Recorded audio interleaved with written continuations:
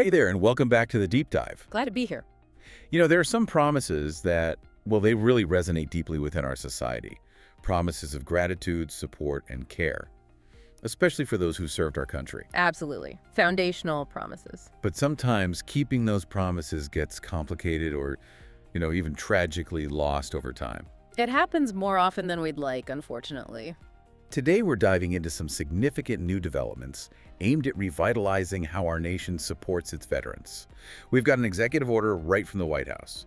It's titled, Keeping Promises to Veterans and Establishing a National Center for Warrior Independence. Big title. It certainly signals intent. So our mission today is to really unpack this order, understand its core intentions, and grasp what it means for veterans across the country. Right. How does this policy translate into real-world impact? Exactly. How could these changes impact real lives? Maybe even yours or someone you know. We'll break down the key points into, well, clear, everyday language. Good. Cut through the jargon.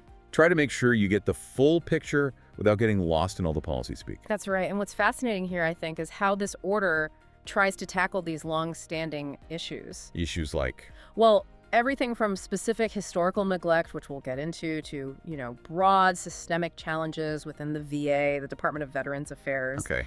And it aims not just to fix problems, but to restore a sense of purpose and self-sufficiency. It's a really comprehensive vision. Okay, let's unpack this then. Let's get right into the specifics of this comprehensive plan. Sounds good.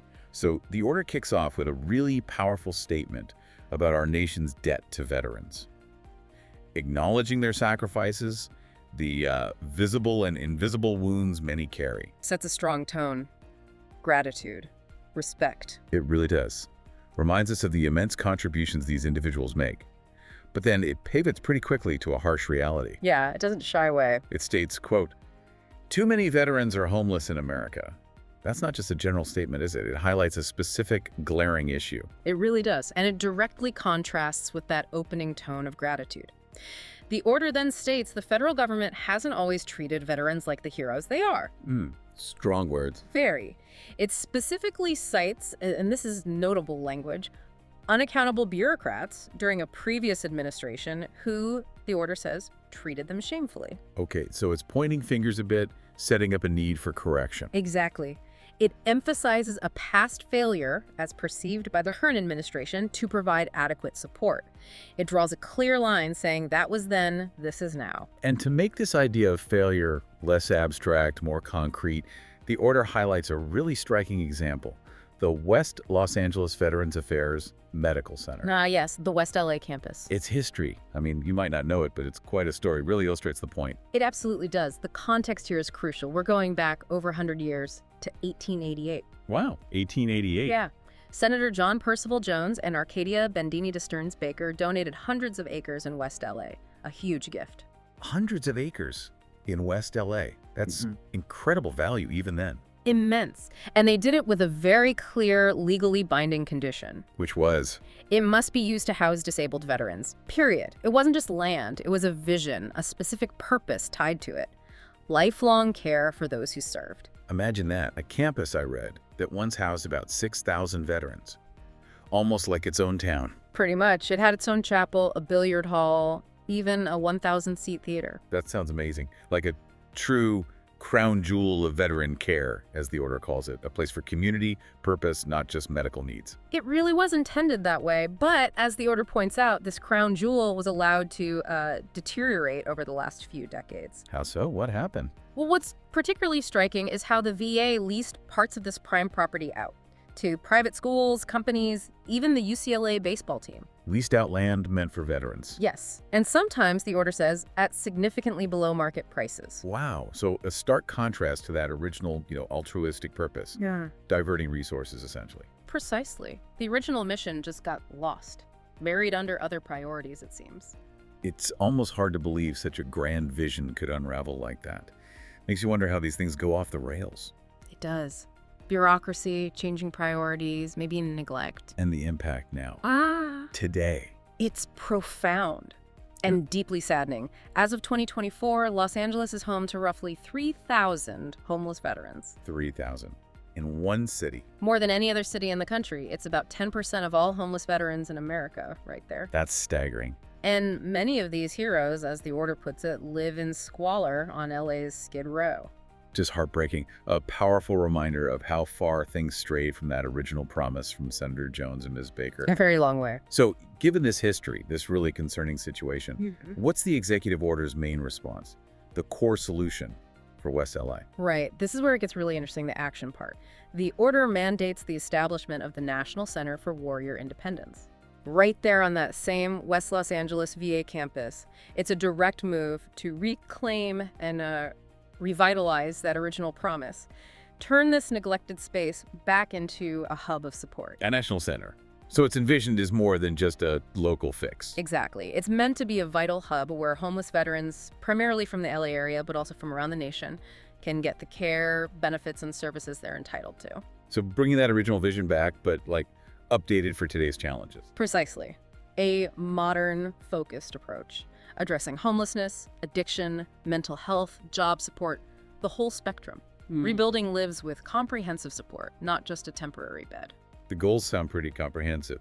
The Secretary of Veterans Affairs is directed to ensure this center helps restore self-sufficiency and the warrior ethos. That phrase, warrior ethos, for those may be unfamiliar, is that core identity, right? Strength, resilience, service. That's the idea, tapping into that inherent strength. So beyond just housing, what specific services are planned to help restore that sense of purpose? It's definitely holistic. Yes, immediate access to stable housing is key, but also critical support like substance abuse treatment, mental health services, and support to return to productive work, community engagement. It's about giving veterans the tools for long-term stability and purpose, not just patching things up. And there's a big number attached to this, right? A target. A very ambitious one. The order sets a concrete goal: restore the capacity to house up to 6,000 homeless veterans at this center. 6,000. Back to the original capacity, basically. Essentially, yes. And with a deadline, January 1st, 2028. Wow. That's coming up relatively quickly for that scale of a project. It is, which is why the Secretary also has to present an action plan within 120 days of the order. Sure. So immediate accountability is built in. It's not just a suggestion, it's a measurable objective. That timeline is aggressive. Beyond just building things, what kind of maybe cultural shifts within the VA would be needed to actually achieve and sustain that? That's the million-dollar question, isn't it? Sustaining it requires, I think, a real renewed commitment internally to the core mission, a shift in culture prioritizing veteran well-being above all else, and of course, robust, consistent funding. Makes sense. And what about veterans outside LA? If this is a national center, how do they access it? The order addresses that. It directs the VA to work with other cities, other VA facilities to make sure veterans who want to use the center are provided the means to get there. So potentially coordinating transport, logistics. That's the implication. It's designed as a national resource, acknowledging that veteran homelessness isn't just an LA problem. So yes, logistics, maybe temporary housing during transit, making it truly accessible. Okay. Now there's also a specific point about funding in the order. Yes, there is. It directs that funds, and I want to quote the specific language here, funds that may have been spent on housing or other services for illegal aliens are redirected to build and run this center. That's correct. That's the language used. It specifies a particular source the administration wants to tap for resources, signaling a clear reallocation priority. Understood. Reporting the language used there. Yeah. And beyond the center itself, any other housing support mentioned? Yes. There's a related initiative. The Secretary of Housing and Urban Development, HUD, working with the VA, will use housing vouchers to support homeless veterans. Ah, so using existing programs too. Right. Both in the LA area and nationwide. It adds another layer, offering flexibility, maybe helping veterans find housing outside the main center if that's more suitable, leveraging different tools for the same problem. Got it. So a big focus on West LA, but clearly intended as a model, maybe? What about the rest of the country? Does the order talk about broader VA reforms? Oh, absolutely. It's not just about this one campus. Section 4 focuses specifically on restoring accountability at the Department of Veterans Affairs. Accountability, what does that look like in practice? Well, it includes taking appropriate action against individuals who have committed misconduct, and it explicitly mentions making full use of a specific law. Which one? The Department of Veterans Affairs Accountability and Whistleblower Protection Act of 2017. That law was passed specifically to make it easier to, well, hold employees accountable, and protect those who report problems. Okay, so using existing tools more forcefully. Seems to be the message. The order also directs an investigation into decisions to rehire employees previously fired for misconduct and potentially claw back pay. Any savings found are to be redirected to veteran care. Sounds like a direct effort to address those unaccountable bureaucrats mentioned earlier, really focusing on trust and standards. It appears so. Vital for maintaining trust, as you said. Then, beyond accountability, the order pivots to providing choices and excellence to veterans. Choices and excellence. Okay, how? This part has several key directives focused on improving the actual experience of getting care. First, reducing wait times. Ah, a classic issue. A major one. Within 60 days, a plan must be submitted to cut wait times for VA health appointments. How? Any specific ideas mentioned? Yes, it explicitly asks the VA to explore things like expanding office hours, offering weekend appointments, and increasing the use of virtual healthcare, telehealth. Okay, those sound practical. Expanding access, especially virtual options and weekend hours, that could be a real game changer for vets who are working or have families. Absolutely. It fits care into their lives, not the other way around. Addresses a huge practical pain point. Definitely. The order also zooms in on one particular state, right? Yes, New Hampshire.